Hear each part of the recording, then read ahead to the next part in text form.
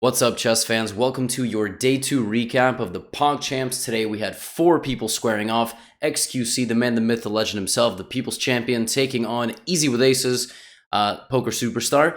And your second matchup featured Wagamama, Dota superstar, going up against Haftor, who was the world's strongest man. Easy with Aces had the white pieces to kick things off, and he got things going with the Queen's Gambit. Knight f6 played by xQc. Not the most accurate move, because here you actually can capture, and if the knight takes, you then take the full center, whereas if the queen takes, you bring out your knight. But the game very quickly became a Queen's Gambit declined, and here xQc went for the cheese, as Hikaru described it. This is a trap. And what you're trying to do here, another version of this trap is to play knight d7. This is called the Cambridge Springs Queen's Gambit decline trap. And the point is that you are looking to bait your opponent into this. Because they're going to think that they can't take, you can't take, I suppose, like this, because there is a queen, but then there is bishop b4 check, and it's actually heartbreak because you have no way to protect your king without giving away your queen.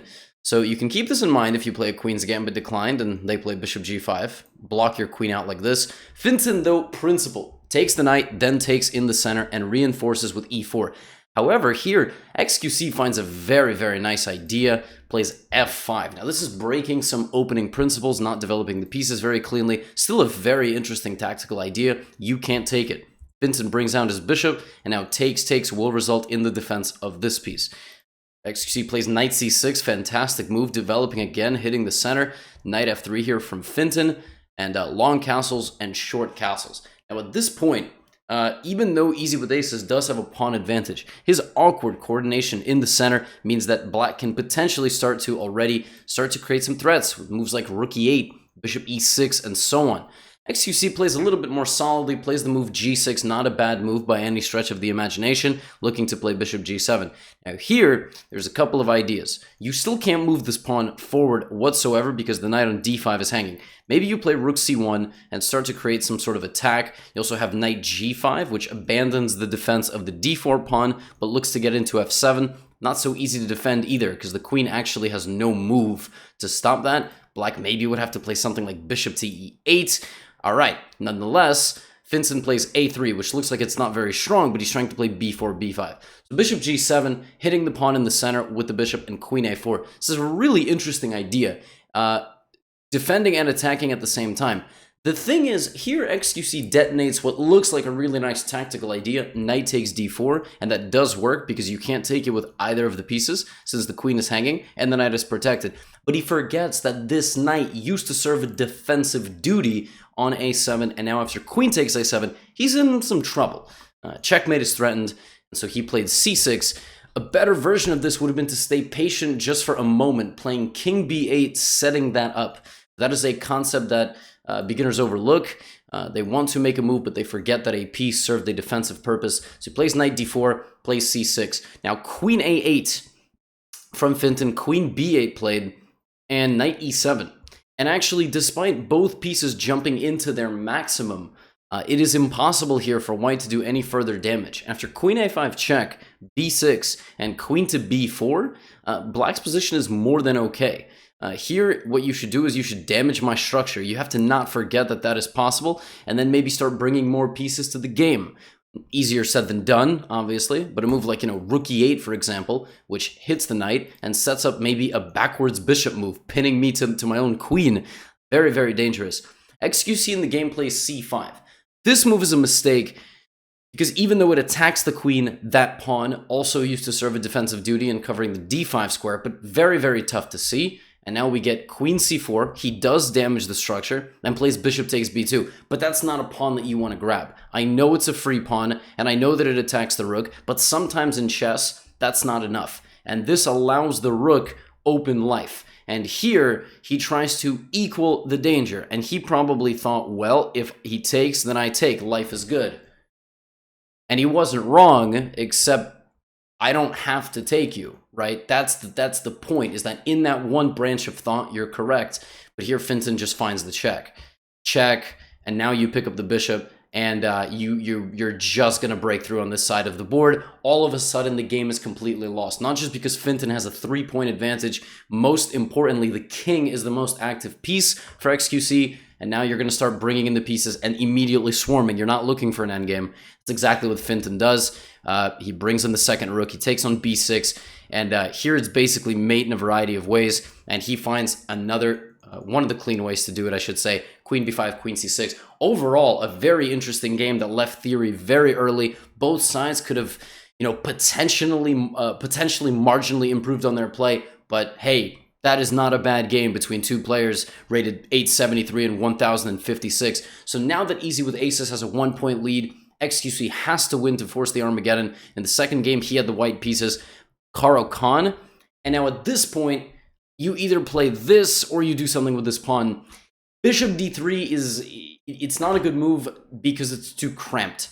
The best thing here for black is to force this bishop out and just develop the knight and hit the bishop, which would either force white to trade it somehow, give it away, like by defending it, or moving back.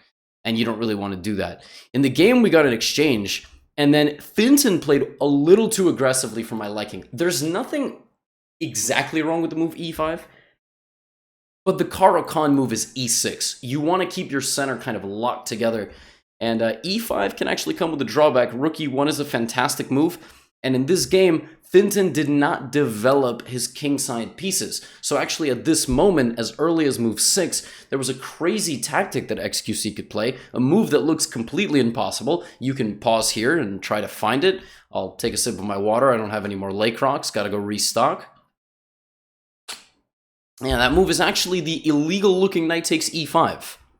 Because even though you lose a queen, I have a tactical opportunity in the center of the board where I discover check you, and you obviously can't block with a queen. I will just take, and white is winning here. White is just winning because what happens is I take your queen, and even though you can escape with the bishop, I just take a ton of pawns. And, well, you're down a piece, and I don't know, what is that, 2 pawns? Yeah, not very good. So knight takes e5 would have actually been crushing, and Fintan would have had to find the only move, which is this, protecting his king and just losing a pawn. Instead, xQc played very solidly, and the way you find moves like knight e5 is just tactics against the king in the center of the board. So h3 takes, knight f6, good move so far, bishop b5, also excellent.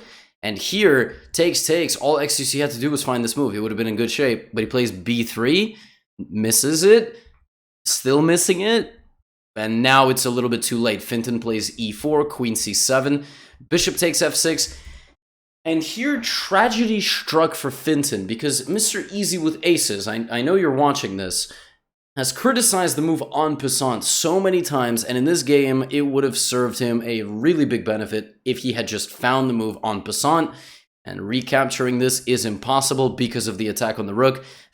xQc would have had to find c3. Instead, we got a pawn attack. xQc played very well here, created some chances on the queen side, found the move a4, defending and defending, h6, rook ac1, and another opportunity here. If Fintan played bishop g5 with the x-ray, the only move to stop that is f4, and then there's another en passant opportunity, and this is maintained.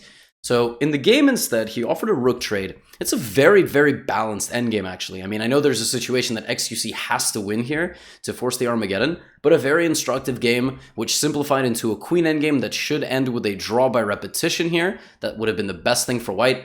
I think I'm not quite sure xQc wanted to draw, and given the match situation, he did keep it going.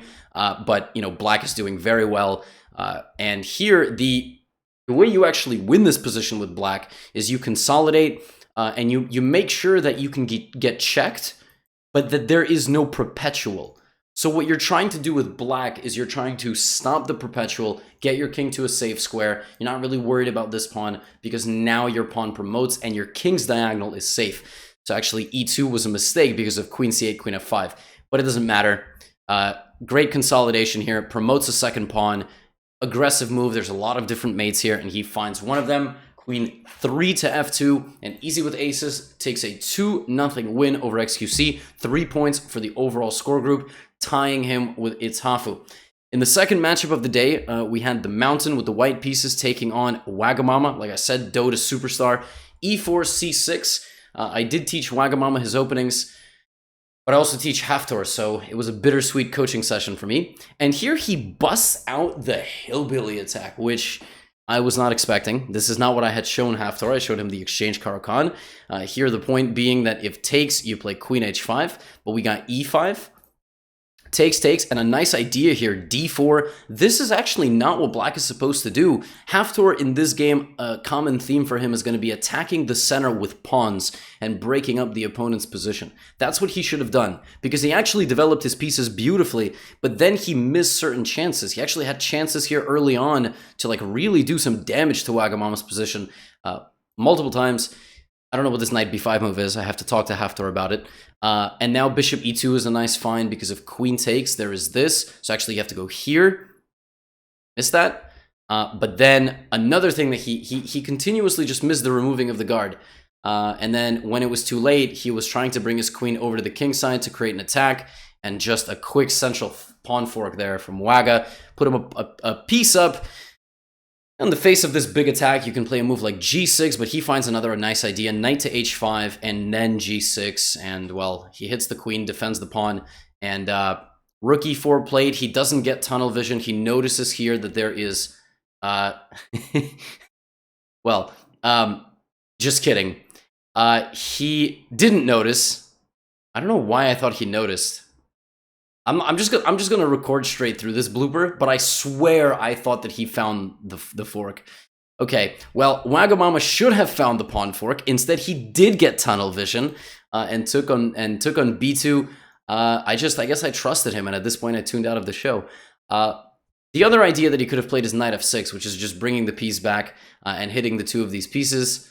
But instead, he did play cb2, and after rook e5, it's a nice idea from Haftor. I mean, he's just chipping away at this, and king h8 doesn't solve your problems because I still take, and then I mate you. So then he brought the knight back, and, well, trading the rook when losing is not great, and yeah, I mean, Haftor in big trouble. Good simplification here from Wagamama, picks up as many pieces as he can, runs loose with the pieces, and chips away at Haftor's defenses, not afraid of the mountain, and when it came time to it, promoted a pawn and delivered a checkmate. There was a lot of ways to do this, but I think he did it very well, and he managed this time well. We move to game number 2. He's got the white pieces now, d4, playing the London. A London getting Londoned. Imagine that. And a very good, honestly, a good setup here from Haftor. I did show him how to play like this, like with bishop f5 and just trading off. This is a very, very equal position. Knight g4 is not really what you want to do here. Black really wants to play e5 and c5, taking central space. So a move like c5 here is good. Knight d7, knight c6. But by no means is it like winning for black. It's just a nice and comfortable position. There's other ways to attack the London, but you know, this is just a very simple and solid game. Wagamama does end up playing correctly. He uses the open file and he plays in the center of the board. And here, it's a great move because you can't go back to where you came from, because I'm going to fork you in the center again, just like last game. So this time Haftor learns from his mistakes. Rook c1, nice idea. This capture, again, not great because it undoubles my pawns, and now I have central control. Black is a little bit better here. f5 is a very cool idea, but not under these circumstances. Here, Haftor missed that. Well, Haftor probably thought that if takes, knight takes, and then he's very happy because his knight is in the game. He's pressuring the center. But there's just a move here. You push in the center, these central pushes, and the queen is no longer able to defend the c7 pawn from the rook. You can offer a trade, but this endgame is bad for black. It's just bad for black because I've got the pass pawn. It's protected. I control the only open file, so my rook is dominant and pressures your entire position, and I will then use that positioning to further improve my position. Along with this, maybe win a second pawn and win the game. Queen e7 was played, rook c7. Good idea to offer the trade here. And Wagamama doesn't just go for the trade. He's a classy bastard, and he plays rook c1, and I mean that in the nicest way, reinforcing his rook, and there's just nothing that can be done here. Queen e8, takes, rightfully swaps everything off, and in this case, he swaps everything off because he noticed that the queen was protecting this pawn. He noticed that he had vision here. And then surgical, knight c4, queen defends, queen cannot break through, tries to bring the knight to d6 and successfully does so. And I think Haftor either didn't spot the threat or just wanted to be classy and end the game with knight to f7 rather than knight takes c8. Nice finish there from Wagamama. Clinical game here from him. I mean, wow, what a win from start to finish. Didn't use a dominant attack, just slowly improved his position, played in the center, and nice positional win from a guy rated 1440. I mean, beautiful play. And this was the conclusion of day number 2. Tomorrow, day 3, we've got everybody else participating.